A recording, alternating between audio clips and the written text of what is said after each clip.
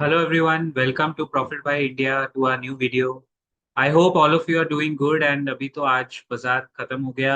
ये हफ्ता बहुत काइंड ऑफ ट्रेचरस रहा है मार्केट के लिए। तो भाव भगवान छे के आज के एपिसोड में हम लोग बात करेंगे।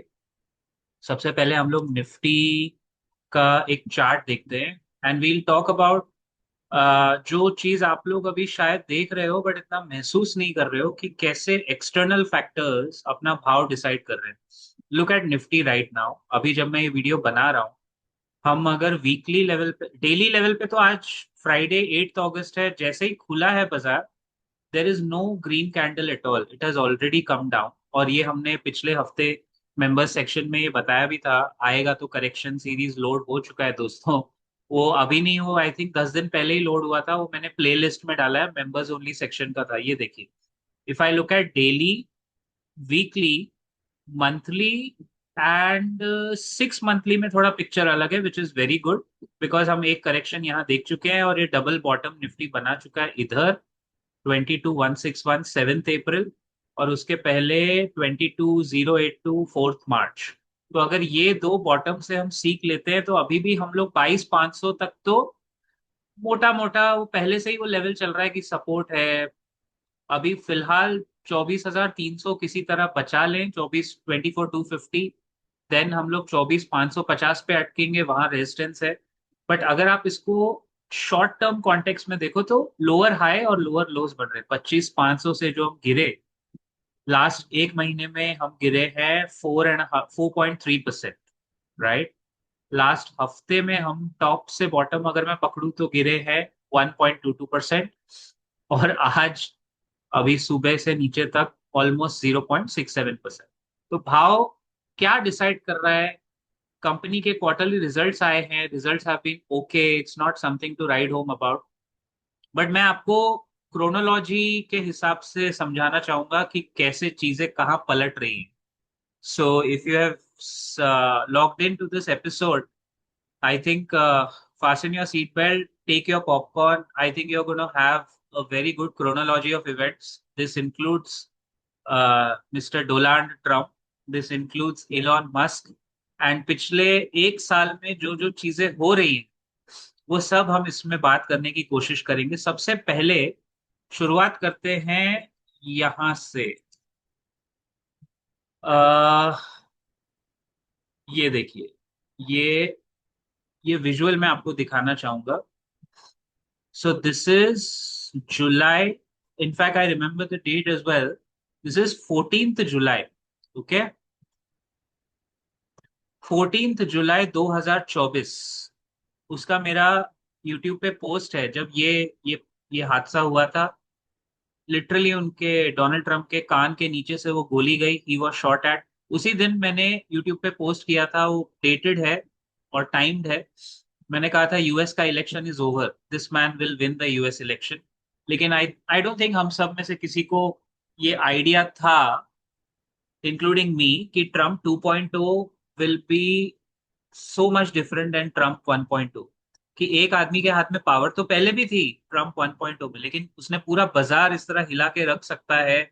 और आज हमारे बड़े बड़े चार्टिस्ट और विशेषज्ञ भी देख रहे हैं कि क्या देखूं मैं जियो पॉलिटिक्स में। क्योंकि पूरा market, global markets, world market जियो पॉलिटिक्स से हिला हुआ है दोस्तों। और 2025 के 7 महीने हो गए हैं, 8th मंथ में भी पहले 8-9 दिन हो गए हैं। So we are almost almost at the fag end. Fag end तो नहीं बोलेंगे, चलो last quartile, last quarter of the year ये हुआ। इसके बाद यूएस में हमेशा ये हुआ है, सारे पुराने प्रेसिडेंट्स पे कभी ना कभी असैसिनेशन अटेम्प्ट हुआ है। रोनाल्ड रीगन पे हुआ है, बराक ओबामा पे भी हुआ है। और ये जिस टाइम पे हुआ उस टाइम पे वेरी क्लियर था दैट इसको पब्लिक सिंपैथी मिल जाएगी, और ये आदमी कैसा भी है, इसका चरित्र कोई खास लगता नहीं है हमको, but he will sail through, he will become the president. उसके बाद आता है ये, हमारे प्रधानमंत्री नरेंद्र भाई मोदी का बर्थडे है 17 सितंबर।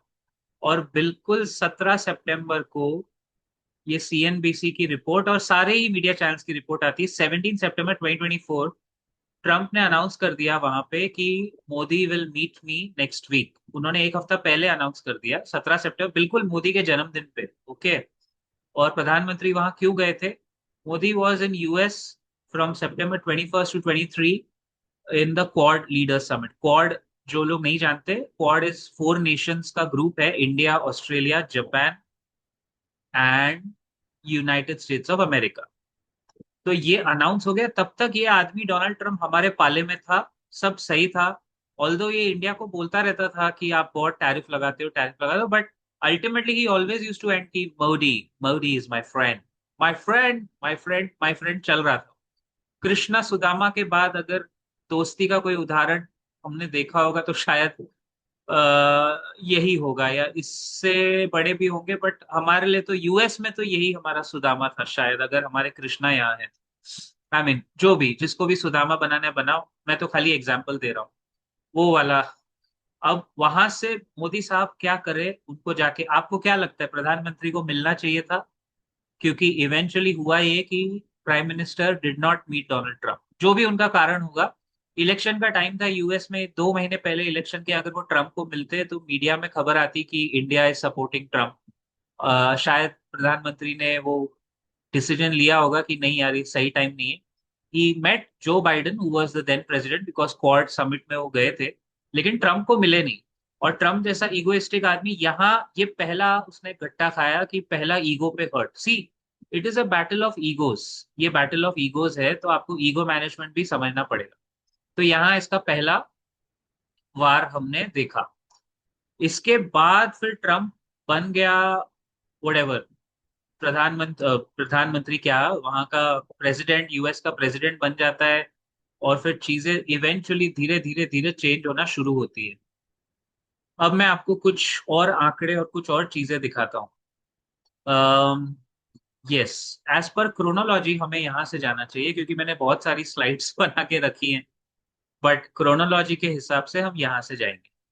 ये हमारा देसी हीरो हीरा लाल, इसका नाम वहां आता है करीब करीब दिसंबर जनवरी के आसपास। अ, अडानी के ऊपर यूएसए में केस होता है। Adani USA case refers to a bribery and security fraud case filed by the US Security and Exchange Commission, which is वहां का जो सेबी है, SEC, against Gautam Adani, his nephew Sagar, and others.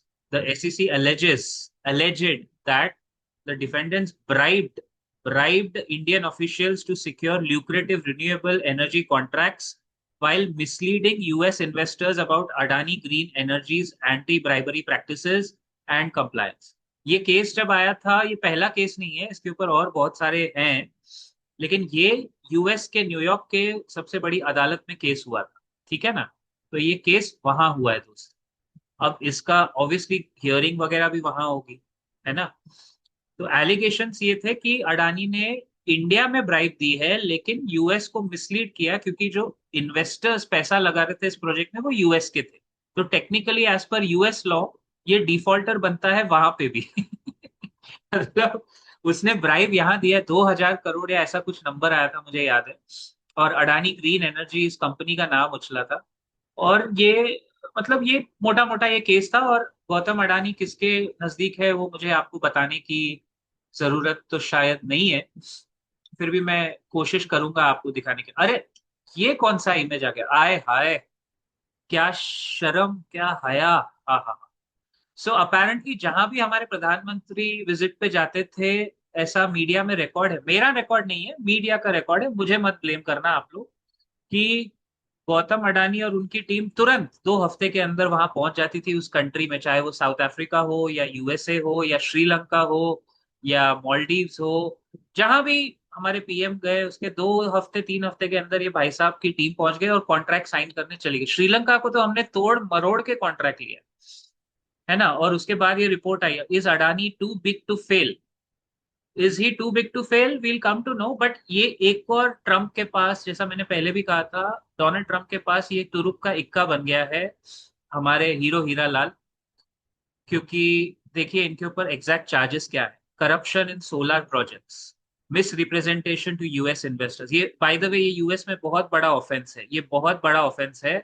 इसीलिए मेरे को लगता है अडानी साहब ने अपनी कंपनी के सीईओ पद से इस्तीफा दिया, या नॉन एग्जीक्यूटिव डायरेक्टर बने हैं, एग्जीक्यूटिव डायरेक्टर से निकल के नॉन एग्जीक्यूटिव डायरेक्टर बने। देन कंसीलमेंट, यानी prosecutors content that the bribery scheme was deliberately hidden ये बात देखिए, द ब्राइबरी स्कीम जो इंडिया में हुआ was deliberately hidden to maintain access to US capital markets। क्योंकि अगर वो बता देते कि भाई हम तो यहाँ घूसखोरी करते हैं तो वहां उनको एक्सेस ही नहीं मिलता।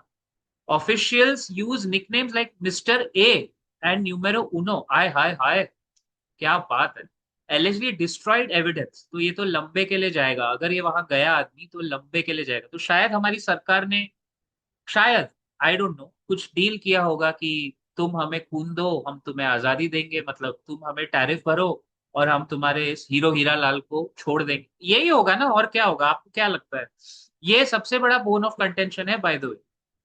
Then crony capitalism, dependence on external financing वगैरह वगैरह, बहुत सारे, मतलब इसमें जाएंगे तो ये पूरा वीडियो ही एक तरह से ना कहीं मतलब इतने सारे चार्जेस लगे हैं उसके ऊपर कि ये वो करके बहुत ज्यादा बड़ा कफले वाला काम है ये। ठीक है, ये मैं बंद कर देता हूँ स्लाइड, क्योंकि ट्रम्प ने कहा था वो पीएम से मिलेंगे और वो क्लियरली मिले तो नहीं, है ना। आगे बढ़ते हैं। देन अब सवाल ये आता है कि ट्रम्प का इतना गुस्सा क्यों है। नेक्स्ट पॉइंट, ये भाई साहब कम से कम, to my last count, 32 times, 32 बार क्लेम कर चुका है। मतलब फिर आता है अप्रैल, फिर अप्रैल में वो अनफॉर्चुनेट इंसिडेंट होता है पहलगाम में 22 अप्रैल, और 7 मई या जो भी, मतलब उसी से बिल्डअप होता है ऑपरेशन सिंदूर। और उसके बाद से लेके 2 महीने से ये आदमी कोशिश कर रहा है। देखो ये इंडियंस को इस तरह पॉइंट करके हिंट दे रहा है कि भाई तुम मेरी जी हजूरी करो तो मैं टैरिफ नहीं लगाऊंगा। लेकिन इसने जो कंडीशन रखी वो बहुत बड़ी थी किसी भी सरकार के लिए। वो कह रहा है कि इंडिया पाकिस्तान का वॉर मैंने रुकवाया, और हमारी सरकार कॉन्स्टेंटली 32 बार, इसने कहा होगा 32 बार इन्होंने डिनाई किया कि नहीं तुमने नहीं रुकवाया, because we don't allow any external interference. अब पता नहीं, कुछ लोगों का कहना है कि शायद अगर सरकार इसको मना ना करती, चाहे ना माने, see the government did not have to respond ना, गवर्नमेंट अगर इसके ऊपर कुछ रिस्पॉन्ड ना करती तो इसका ईगो सेटिस्फाई कर लेती, तो शायद हमारे देश में 50% टैरिफ नहीं लगते। आप समझ नहीं रहे हो, टैरिफ लगने का जो रिपल इफेक्ट है वो बहुत गहरा है, घातक है। देश में कम से कम 4-5 लाख छोटे लोगों की नौकरियां जा सकती है, बिकॉज अगर टैरिफ 27 अगस्त तक का डेडलाइन है, अगर तब तक कुछ कॉम्प्रोमाइज मांडवली नहीं हुआ और टैरिफ लग गए, तो ये जो छोटी मोटी कंपनीज है यूएस में एक्सपोर्ट करती, देखो गोकुल दास एक्सपोर्ट तो बहुत बड़ी कंपनी है, but the other smaller companies who are exporting a lot to the US, उनका माल अगर बिकेगा नहीं तो ऑब्वियसली उनके जॉब्स काटने पड़ेंगे। बेरोजगार बेरहम लोगों के जॉब जाएंगे, और फैमिलीज का बद्दुआ किसको लगेगा वो आप ही डिसाइड करो। ट्रम्प को तो कोई फर्क पड़ने वाला है नहीं। तो मेरे को लगता है हमारी सरकार को ना थोड़ा बीच का रास्ता खोजना चाहिए था। ना तो हम इस साइड रह गए हैं ना उस side, anyway diplomatically, diplomatic failure तो मैं इसको नहीं कहूंगा, that's a very heavy word. But Trump ने क्रेडिट लेने की कोशिश की और हमने इसको डिनाई किया, ये एक बात हुई जिसमें ट्रम्प और भड़क गया। उसके बीच में आते हैं हमारे इलॉन मस्क साहब, जो पहले प्री ट्रम्प थे और पूरा सपोर्ट कर रहे थे मेक अमेरिका ग्रेट अगेन। इनके साथ भी ट्रम्प का लफड़ा हो गया तो वहां भी इसने गट्टा खाया। मतलब ईगो सेटिस्फाई करने का कोई मौका इसको मिल नहीं रहा है, अब तक तो नहीं मिला। ठीक है। Then we have this image, अभी ये रिसेंटली ब्राजील के प्रेसिडेंट है मिस्टर लूला डा सिल्वा। दुनिया में इसको शॉर्ट फॉर्म में लूला, लूला ही इनका फर्स्ट नेम है, लूला बोलते हैं। लूला जी ने अभी एक स्टेटमेंट, जो बाय द वे ब्राजील के ऊपर भी 50% टैरिफ लगा है। Brazil and India are the only two countries जिन पे इतना हैवी टैरिफ लगा है, बाकी सब निकल गए पतली गली से, सुमड़ी में निकल गए। जापान 15%, यूरोपियन यूनियन 15 या 20%, वियतनाम जैसे देश ने सुलह कर ली, कॉम्प्रोमाइज कर लिया, क्योंकि उनको पता है। देखो आज हकीकत क्या है, इंडिया पे 50% टैरिफ है, वियतनाम पे आई थिंक 19 या 20% है। सारे के सारे प्रोडक्ट्स अभी वियतनाम से जाएंगे यूएस में। और अभी इंडियंस को भी ऐसा ही कुछ जुगाड़ करना पड़ेगा, लेकिन वो उसमें पकड़े जाएंगे कि वियतनाम जाके वहां से भेजने की कोशिश करें ताकि टैरिफ थोड़ा कम लगे, बट 20% तो खैर वहां भी है ही। ब्राजील के मिस्टर लूला ने कह दिया कि वो ट्रम्प से बात नहीं करेंगे। He will call either Chinese president Xi Jinping या प्रधानमंत्री Narendra Modi to talk about कैसे ट्रम्प से डील करना है। और इसने एक बहुत बड़ी बात कहते कहते बोल दी कि हम लोग ब्रिक्स, यानी जो Brazil, Russia, India, China, South Africa ने बनाया था एक group BRICS to counter the G7, जिसके बाद में G20 बनाया गया। तो उसने कहा ब्रिक्स के साथ में बात करके ब्रिक्स को यूनाइट करने की कोशिश करूंगा। ये ब्राजील वाले ने बहुत बड़ी बात बोली है, actually speaking it's a very big state. अभी हम लोग देखते हैं, मेरे पास G20 का डेटाबेस है, और बहुत सारे डेटाबेसेस हैं। इंडिया एक्सपोर्ट क्या करता है, इस पे भी आएंगे हम लोग। ब्रिक्स में देश कौन से, since we are speaking of BRICS, तो ब्रिक्स कंट्रीज में देखिए कितने मेंबर है। Originally we are 5 members, Brazil, China, India, Russia and South Africa, जिसके नाम पे ब्रिक्स बना था। अब देखिए, अब बाजी पलटती है यहां से। इसके बाद there are 6 new members admitted in 2024-25। देखिए कौन कौन है, ये अभी एडमिट हुए हैं, और ये बहुत एक इट्स अ गुड कोइंसिडेंस बोलो, या it's a good thing. Egypt, छोटी कंट्री, इथियोपिया ना के बराबर, Indonesia big trading partner, Iran और सऊदी। क्या आप इमेजिन करोगे, ईरान और सऊदी अरेबिया दोनों एक फोरम में है, and United Arab Emirates which is Dubai, पूरा यूएई के 7 Emirates. But can you believe it, Iran and Saudi जो इतने पुराने कट्टर एक तरह से एनिमीज रहे हैं, ये लोग एक साथ आए क्यों? सिर्फ और सिर्फ यूएस के साथ एक पैरेलल ब्रिक्स बनाने के लिए। तो अभी ब्रिक्स में हो गए हैं 11 देश, Brazil, China, India, Russia, south Africa, Egypt, Ethiopia, Indonesia, Iran, Saudi and UAE. अब सऊदी और ईरान और यूएई के आने से क्या होता है ना, ब्रिक्स का पूरा पूरा सिस्टम हिल गया। और ट्रम्प को सबसे ज्यादा चुभने वाली बात यही है actually, because Saudi traditionally has always been allies with the US, and Iran has been US का कट्टर दुश्मन। तो सऊदी और ईरान साथ में कैसे आ गए, वो भी दुबई के साथ, ब्रिक्स में कैसे आ गए? ये बात यूएस में थोड़ा एक खटकने वाली बात है। और ऑब्वियसली जियोपॉलिटिक्स यहीं पे आके बदलता है, बिकॉज ब्रिक्स की अगर खुद की करेंसी होगी, तो उसमें तेल सप्लाई करने वालों की कोई कमी नहीं है। रशिया आ गया, सऊदी आ गया, ईरान आ गया, खत्म हो गया। 85 to 90% ग्लोबल ऑयल सप्लाई, अगर आप 3 नेशंस जोड़ो, रशिया, ईरान, सऊदी, खत्म हो गया ना, आ गया ब्रिक्स के पास। तो अगर ये लोग अपनी खुद की करेंसी बनाए as a parallel to the US dollar, तो डॉलर बहुत डीवैल्यू हो सकता है।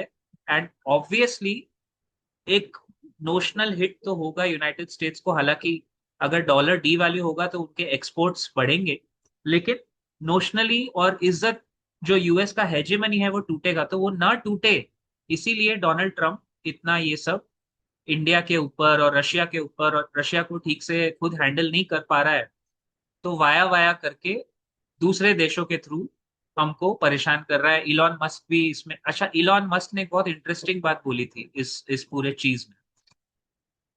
इलॉन मस्क ने कहा था, एप्स्टीन फाइल्स का नाम लिया गया था, और उसने कहा था ट्रंप को, तो वो छोड़ दिया 3 महीने में। मेरे को लगता है इलॉन मस्क ने इंटर्नशिप की डोनाल्ड ट्रंप के साथ, जनवरी में ज्वाइन हुआ, और अप्रैल में इससे महंगी इंटर्नशिप पूरी दुनिया में मैंने कहीं नहीं देखी। The richest man in the world interning with the most powerful president in the world, most powerful person actually in politics in the world. But ये दोनों के बीच में भी दरार आ गई दोस्त। बट जाते जाते इलॉन मस्क वो बॉम्ब छोड़ गया जो हमने सोचा नहीं था, एप्स्टीन फाइल्स। अभी ये देखिए, ये समझने वाली बात है, बहुत लोगों को पता नहीं होगा। ये आदमी है जेफरी एप्स्टीन। ये ट्रम्प के बहुत सारे दोस्त हैं बहुत सारे देशों में, उसमें से एक ये भी है। ये तो यूएस का ही था, 1990s में ट्रम्प का गहरा दोस्त था। आगे जाके इसके ऊपर बहुत सारे गलत, मतलब आरोप लगे गलत काम करने के, like he is a paedophile, he used to do molestation, और बहुत सारे घटिया घटिया काम इसने किए, ऐसे आरोप लगे। अब ये एप्स्टीन फाइल्स नाम का जो चक्कर है, मैं चाहता हूं आप लोग जब ये वीडियो देखो तो you can Google it.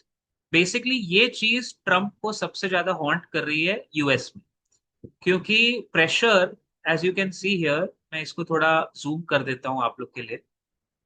C, pressure has been growing from president Donald Trump's own supporters, जो मागा सपोर्टर्स थे, जो अभी धीरे धीरे छटते जा रहे हैं, and from voices within his own Republican Party for more transparency on what are the investigations into Epstein uncovered.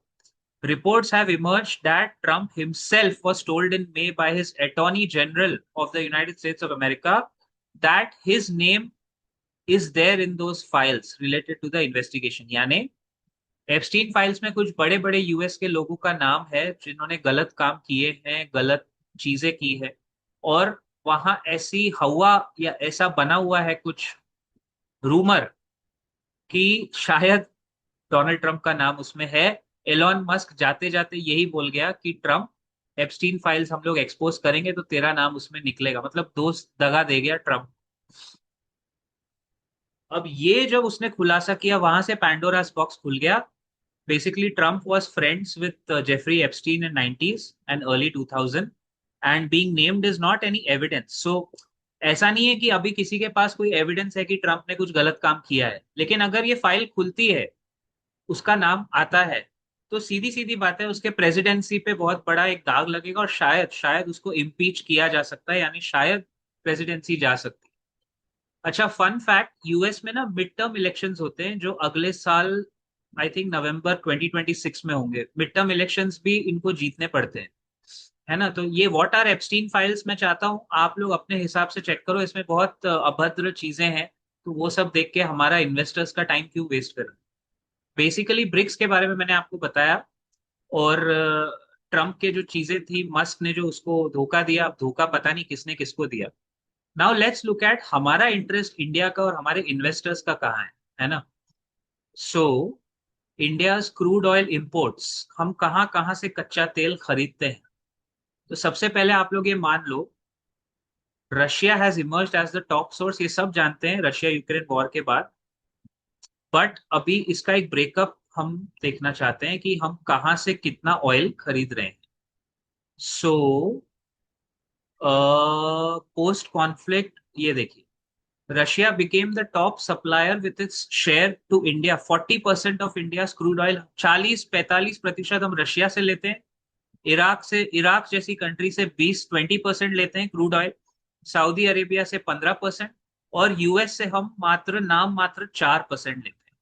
तो ट्रंप को बेसिकली क्या चाहिए पता है कि ये 40% जो तुम रशिया से ले रहे हो, 40% इज एक्चुअली वेरी हाई। मतलब हम लोग रशिया से दोस्ती क्यों निभा रहे हैं दोस्तों, क्योंकि रशिया हमेशा इंडिया के साथ खड़ा हुआ है।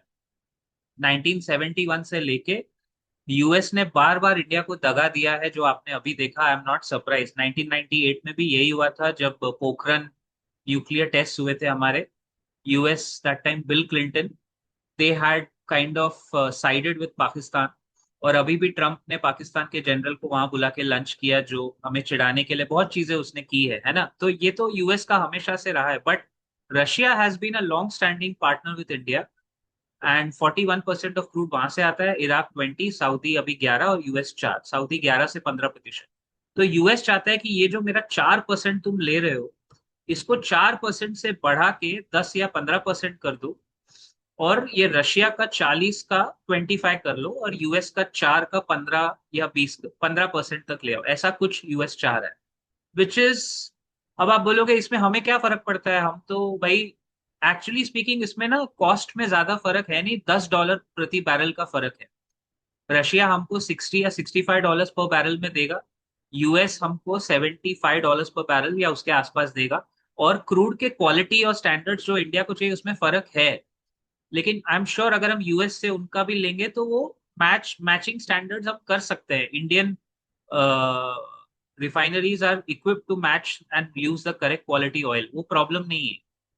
बट बेसिकली आई थिंक अगर हम ये काम करेंगे तो देखो, हम ज्यादा शिफ्ट भी नहीं कर रहे हैं ना। 4% का 15, यानी 11% यहाँ से बढ़ा है और 11% यहाँ से कम किया, तो इतना कोई बड़ा एक्सचेकर को नुकसान शायद हो भी, लेकिन जो टैरिफ पे लग रहा है उससे तो कम ही होगा दोस्त।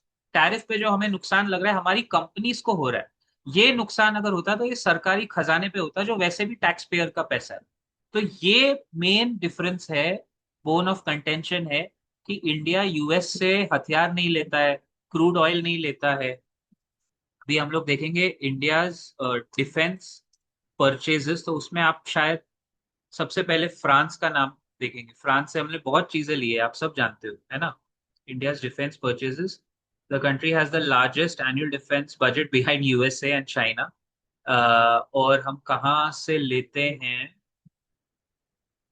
आई think we take most of it from France, Russia.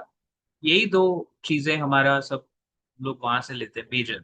अगर मैं मेजर डिफेंस डील्स पे नजर डालूं आपकी, तो हमें शायद यहाँ कुछ आइडिया मिल। तो यूएस चाहता है कि हम वहां से हथियार भी लें, थोड़े बहुत ज्यादा जो अब ले रहे हैं, और यूरोप से कम लें, उनसे ज्यादा लें। ये बेसिकली ये सब हम चाहते हैं।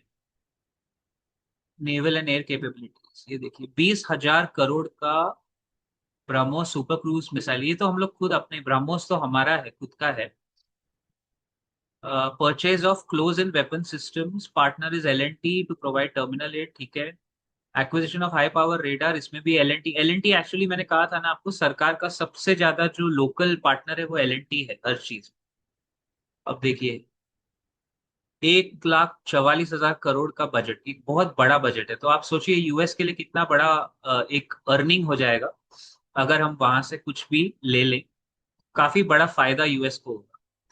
और आखिरी पॉइंट इस पूरे चक्कर में ये है कि हम लोग यूएस को एक्सपोर्ट क्या क्या करते हैं। See these are are exports to the United States of America. And if you see 2017 में ये वैल्यू थी $46 billion, which is very less.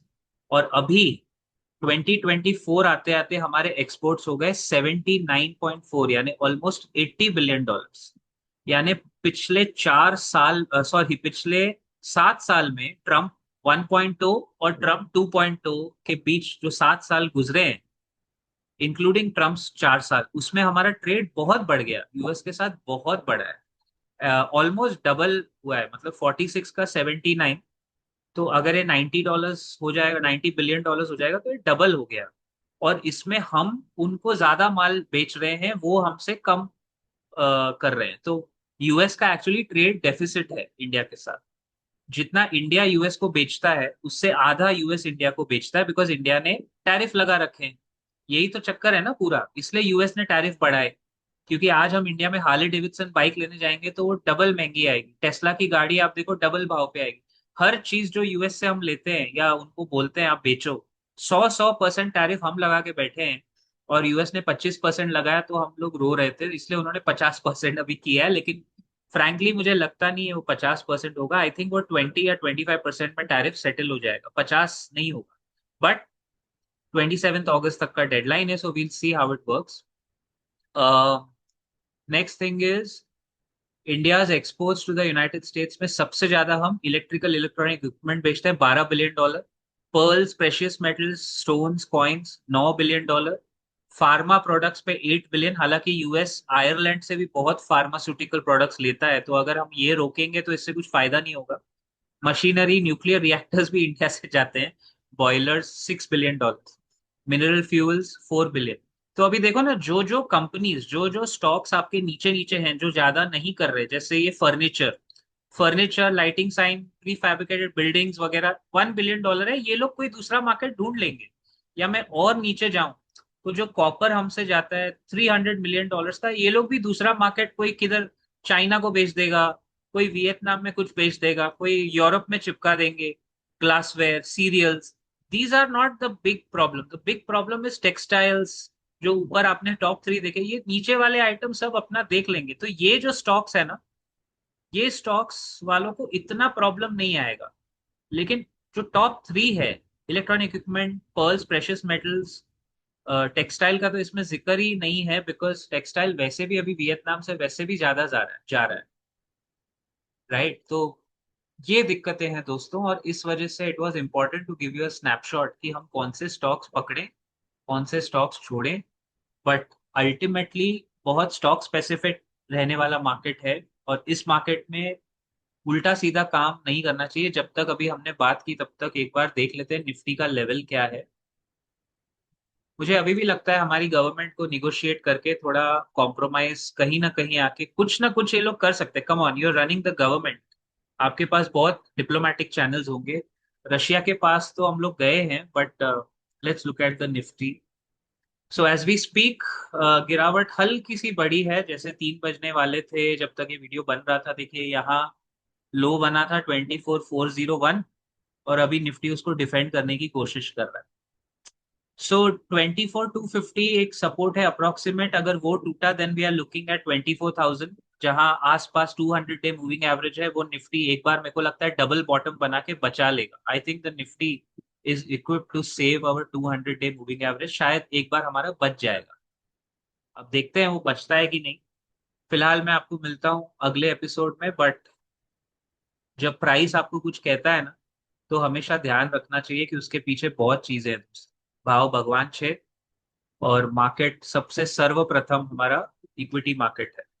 Thank you so much. God bless. Keep profiting.